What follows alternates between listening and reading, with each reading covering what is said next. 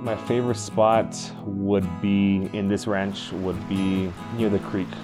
I think hearing the water flow by the bridge, walking by that, just looking out, seeing nature brings some type of zen, some type of calmness.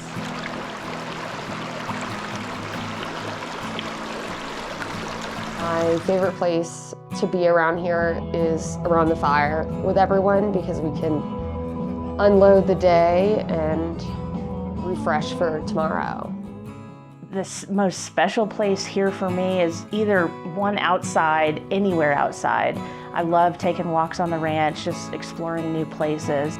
My impressions of Thunderhead Ranch are it's like paradise. This landscape is something that has always been very appealing to me, but I mean the mountains, the stream, the green, the animals, I'd move here tomorrow if I could.